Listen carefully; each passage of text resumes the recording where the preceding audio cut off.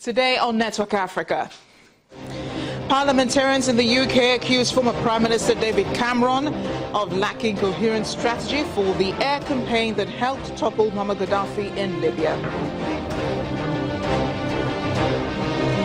Tanzanian President John Magufuli faces criticism from the opposition over so-called elements of dictatorship.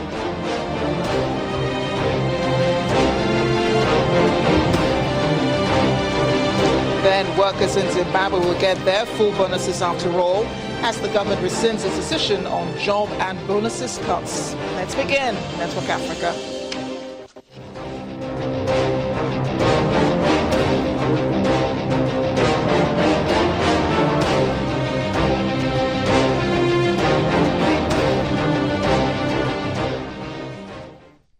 Hello everyone, I am Amarachi Ubani. Welcome to the program. Members of the British Parliament have blamed leaders in Britain and France for their mode of intervention into the political crisis in Libya that led to the eventual overthrow of military dictator Muammar Gaddafi. Former British Prime Minister David Cameron got the brunt of the blame as the Foreign Affairs Committee accused him of lack of coherent strategy for the air campaign. It said it had been informed by accurate intelligence. The intervention had been called by the Arab League and was approved by the United Nations Security Council.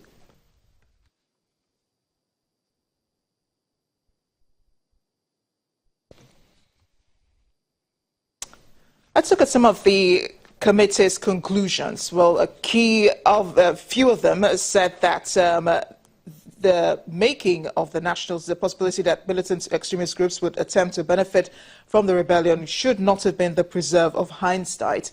The committee also found no evidence that the UK government carried out a proper analysis of the nature of the rebellion in Libya. The UK strategy was founded on erroneous assumptions, according to the committee, and an incomplete understanding of the evidence. It also said the limited intervention to protect civilians had drifted into an opportunist policy of regime change. That policy, it said, was not underpinned by a strategy to support and shape post-Gaddafi Libya. Political engagements might have delivered civilian protection, regime change and reform at lesser cost to the UK and to Libya, according to the Foreign Affairs Committee. They also said that British troops should not have been deployed to Libya in a training role until the government of national accord had been established and had established political control, stabilized internal security, and made a formal request to the UK government for such assistance, which should then be considered by the UK Parliament. Mr. Cameron has been responding to the criticism. He has defended his handling of the situation, telling the MPs back in January that action was needed because Muammar Gaddafi was, quote, bearing down on people in Benghazi and threatening to shoot down his people like rats. Research fellow at the Nigerian Institute of International Affairs, Professor Charles Dockable, joins me now for more on this. Professor, thank you for joining us today on Network Africa. Thank you for having me. What do you make of the lawmakers' accusations? The fact is that, the British government most times have not even weighed the reasons for intervention.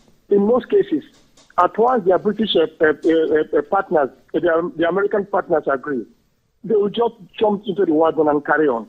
Because if you look at British foreign policy and even its defense policy, it is punching above its weight in the sense that they don't have the capacity that they used to have in the post-colonial period. So whatever the Americans say, they will not even have to look at it very well before they jump on the bandwagon.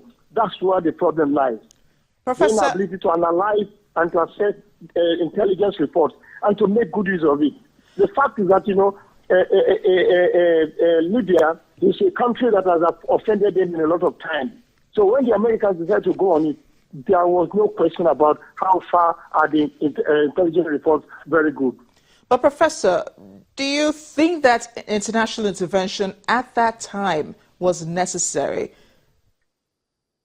No, the fact is that if you look at the new demands by the UN in terms of, responsibility to protect, the fact that the government of Libya was not capable of controlling and maintaining constitution in the country, and where the country fails because of these new special demands, then the international community has the right to intervene to maintain the security in that country.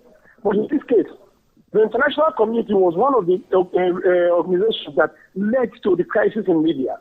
They didn't give all the leaders of the country time to see how they can put things together, but they intervened regardless. If I'm hearing you correctly, Professor, you're saying that in the long run, the international intervention, which Mr. Cameron has been defending, saying that it was a joint decision to intervene in Libya, was wrong, considering what has happened afterwards. Because of the position of the United States, it was easy for the UN Security Council to believe that the leaders in Libya could not maintain peace and security. But at the back of their mind is that issue of regime change, which was in fact the driver of this intervention. And at once they decided to go on, and I believe that with or without the approval of the UN Security Council, they will have done it regardless.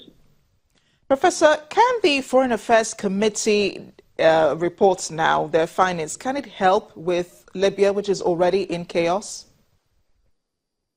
Pardon? Can the Foreign Affairs Committee reports, can it help now with Libya already in chaos and crisis? No, the only thing they can do is that it's to take precaution next time if there is any attempt at intervention. But now, what the Libyans needed is a post-conflict peace building, how to build up a nation state that has been destroyed by war. The international communities are they ready to spend that amount of money to make sure that Libya is nursed back to health as a sovereign state without all these factional development in the country? That's the problem the international community faces. And I doubt if they have the resources to do that now. Professor Charles Dockable, thank you so much for joining us on Network Africa. Oh, thanks for having me. Meanwhile, here in West Africa, our thoughts and prayers are with soldiers fighting the Boko Haram insurgency as the Nigerian army loses 5 of its men in fighting which occurred in the village of Tumor in the southeastern Difa region. The area, we understand, has been plagued by violence from the Islamist group and is under an extended state of emergency. Fresh fighting began there on Monday morning when the army fell into an ambush. Apart from the 5 soldiers killed, 6 more were injured and 30 members of the militant group were killed, 2 of them captured. One of the residents there said the insurgents stopped people from praying to mark the Eid al-Adha festivities.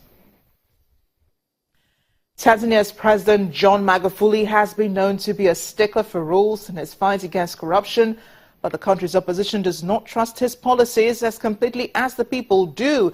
In fact, one of his leaders, Edward Lowassa, has criticized his government of having what he called elements of dictatorship.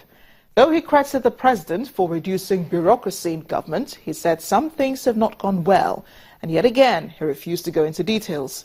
Lowassa has been part of the Tanzanian government before, serving one time as the prime minister. Last year, however, he joined the opposition Chadema party and lost in the polls.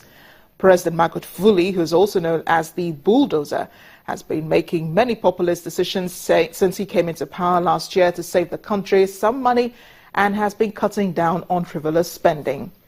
Critics do say that he's been cracking down on dissent, an example being when he recently shut down a local newspaper for criticizing him and arresting one person for allegedly abusing him on social media.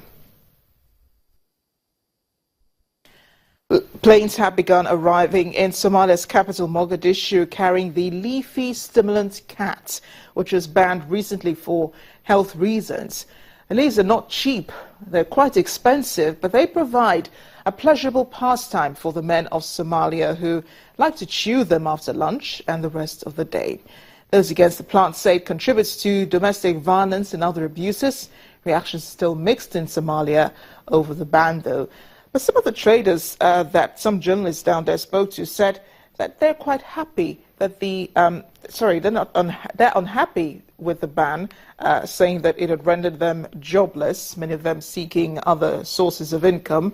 They decided to remain indoors and count their losses and seek other businesses in order to raise money to feed family and to do other things. But there are others who say that they're happy with the ban and they're disappointed that the government has finally lifted it.